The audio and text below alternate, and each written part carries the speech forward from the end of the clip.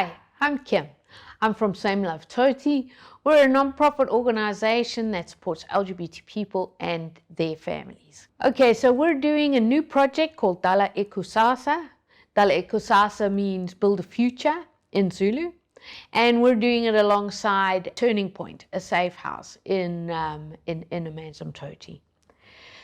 So today we're going to be covering the issue of mental health and well-being. And especially the LGBT community struggle a lot with this. So first of all, before we go any further, let me just ask you, if you're LGBT, please go back to our first video, learn again what it all means to be LGBT. Know that it's perfectly normal for your sexual orientation to be different, for your gender identity to be different, for your gender expression to be different, even for your sex characteristics to be different. Being different is not, there's nothing wrong with you, okay? It's just being different. So go back to that and just affirm yourself. Let yourself know that you're okay. You're perfectly valid, exactly how you are. Even though we struggle ourselves, often I find that people want to turn to others and help them, okay? And that's a good thing. But when we turn to others and try to help them because we don't feel good, we also find that we ignore our own needs. So just like you would look after somebody else, we need for you to look after yourself.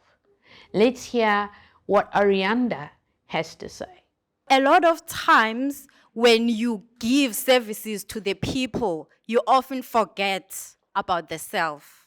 How many of us have found ourselves in that position? And then take, for an example of being a parent. When you become a parent, you're now giving to the child that you are taking care of, or giving to your work, or whatever aspect of our life. But what about you? Because you also matter. Arianda said, because you matter. And yes, you matter. You matter, and so you must take care of yourself. If you are tired, rest. If you are sad, acknowledge that.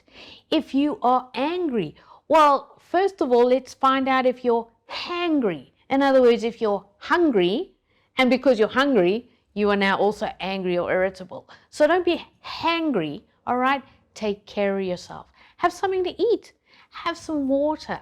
Have something to spoil yourself with. Anything, okay? Whether that's going to a movie or watching a video or playing some games, whatever it is that makes you feel good, take care of yourself because you matter.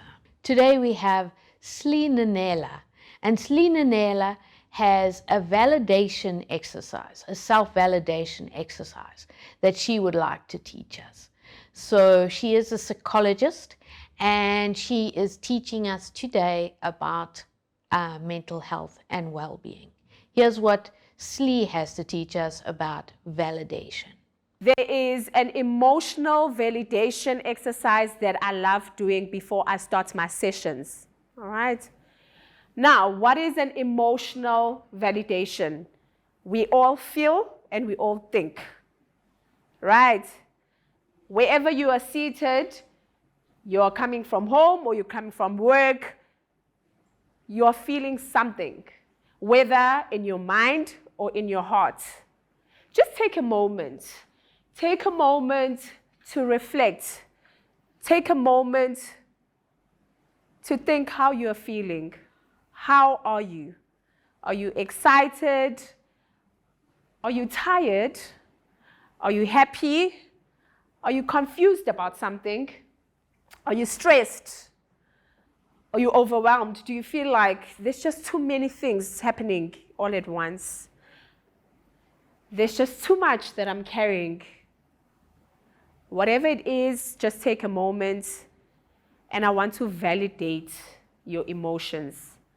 Now, when I validate your emotions, I want you or rather, I want to accept, I want to acknowledge the way that you're feeling. It's okay to feel that way. It's okay to feel tired. It's okay to feel exhausted. It's okay to feel like you're being swallowed by the world. It's okay to feel depressed or sad about something. It's okay to feel excited if you are excited. Whatever you are feeling right now, I want to acknowledge and I want to accept. They usually say it's okay to not be okay. It's not every time where you need to smile. It's not every time where you need to be bubbly. If you're not okay, you're not okay. And it's okay to feel that way. So it's okay to not be okay. And that's a good thing. That's a good thing because we're not always going to be happy. Sometimes we're going to be sad.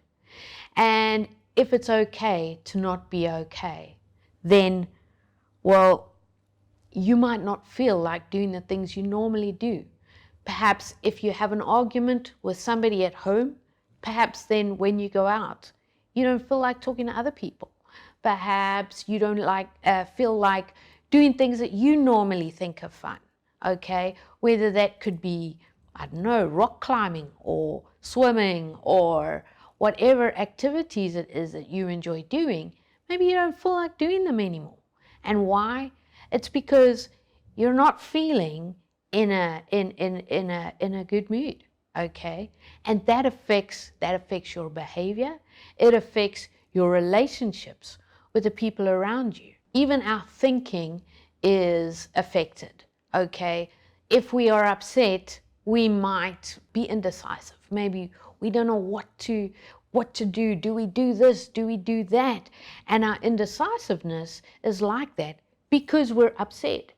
Other people, though, when they're upset, they could make quick decisions, rash decisions, not think it through, be impulsive.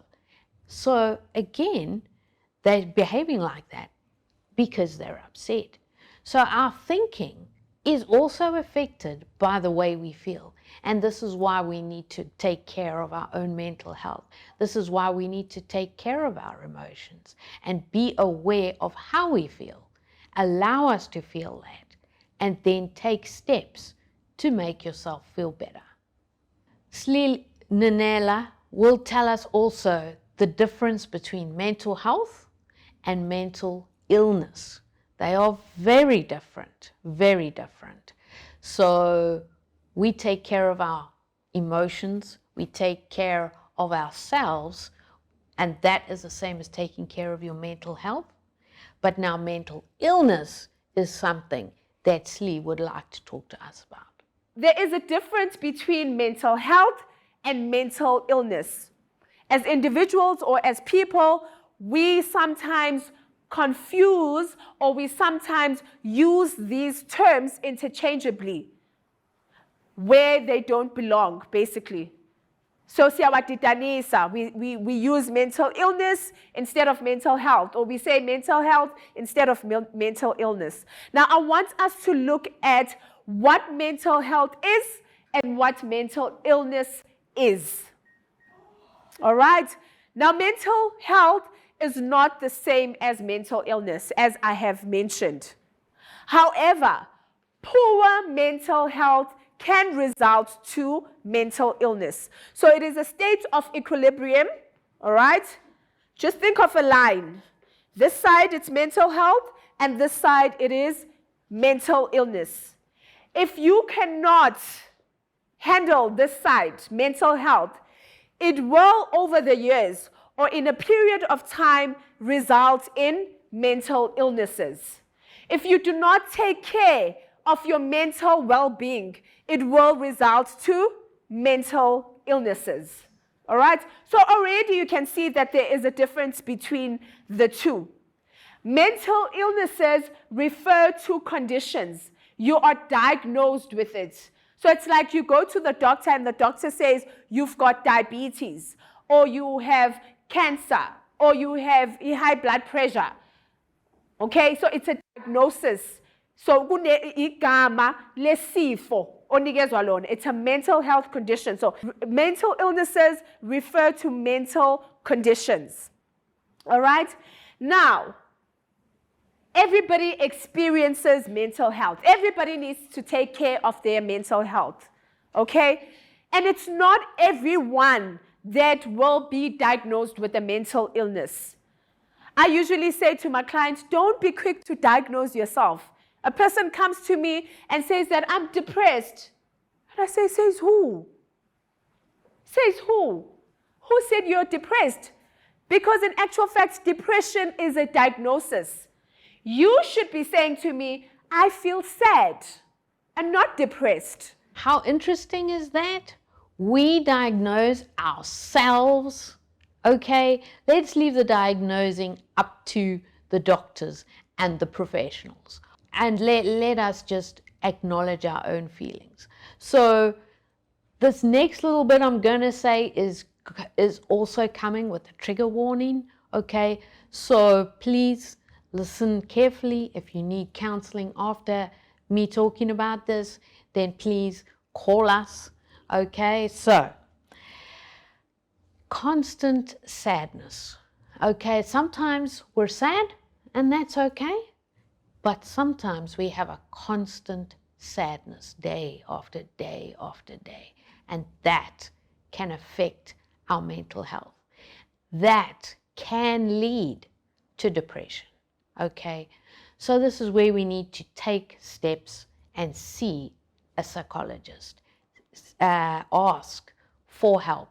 Ask for counseling.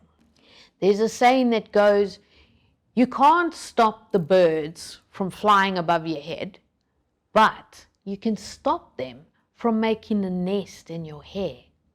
And it's the same with the sadness. It's the same with negative thoughts, okay? So when we're sad, we have negative thoughts. We might think that we're not worth it. We might think lots of negative things about our life, and we might think that perhaps it would be better if we weren't here. This is called suicidal ideation. In other words, you have the idea, you have the thought, okay? Like the birds, you have they circle above your head, that you're having that thought. However, don't let those thoughts come and sit in your head. Don't let those thoughts stay in your head. The moment you start to think like that, first of all, you know, I better ask for help. You know you've got to reach out. You know you've got to have counseling. You know you have to go to see a psychologist, okay? Because we don't want those types of thoughts to make a nest in your head, okay? So seek help. Take care of yourself. The world is better when you are in it. So that is why in the beginning, in actual fact, when I was doing the emotional validation, I was trying to teach you the importance of practicing a check-in with yourself. Asking yourself how you feel. How am I today? Look into the week and say, you know what, I've done great, hey? I was able to do A, B, C, and D. Or, you know what, I'm disappointed with myself because I didn't handle that situation well.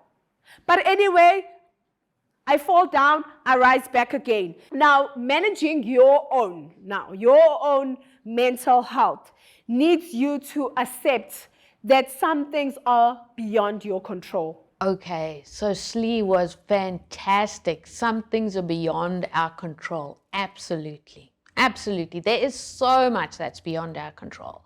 So the first thing we need to remember, believe it or not, is that you're not God. You're not God. I'm not God. We don't have control over the weather. We don't have control over things around us, whether it's floods, whether it's COVID, whether it's whatever. We don't have control over those things. And that's all right. That's okay. Also remember, we don't have control over other people. As LGBT people, we do face constant discrimination, okay? But we can't make other people, like LGBT people. We can't make other people accept or support or want to help LGBT people. Okay, and that sounds like it's a terrible thing, but I have good news. Although you can't control other people, you can control yourself. Okay, as LGBT people, we know that we exist. We are valid. We are important. We have a good life ahead of us. We can have a good life right now. We know these things, and these are the things that we can affirm ourselves, so we can have control over ourselves. Another thing, if you find you're around people that aren't supportive, you need to distance yourself from them. So yeah, you can't control them, you can't make them like you, but you also don't have to be in their space. You can distance yourself. You can go to a different room. You can go to a different house. You can go outside. You can go wherever they're not, okay? You can distance yourself from them. Instead, what you want to do is this. You want to look at the people around you, okay? Decide who is safe, who's not safe. Okay, if all you can see are not safe people around you, then find safe people. Expand your circle. Expand, reach out, talk to other people, and find safe adult. Find safe friends where you can be affirmed and accepted and loved and valued just for who you are. Okay, so remember, you've got control of you, so let's make us okay. We also need to challenge our perception of life, okay? A lot of times we look at our lives, we have expectations, and many times it's been passed down to us from our parents. So we need to question a lot of those things. For example, when you look into the future and you see somebody getting married, do you see same-sex people getting married as well as heterosexual people getting married? Do you see transgender people getting married or intersex people getting married? Do you see same-sex families where same-sex couples have children and they're happy and they're healthy? Do you see good job opportunities for transgender people? So these are the types of things we need to challenge, because as a human race, we're all different. Okay, we're all different. So we need to make sure that our world is inclusive and accepting of everybody. Everybody needs to be allowed to love who they want to love. Everybody needs to be allowed to have a home, be allowed to have children, be allowed to have a good job. I mean, these are just normal human things that every human needs. And our perception of the world needs to be inclusive. So challenge your perceptions of the world. When you are thinking, when you are feeling down, when you are feeling rejected, challenge your perception of the world, because your perception of the world will make the huge difference in your own life.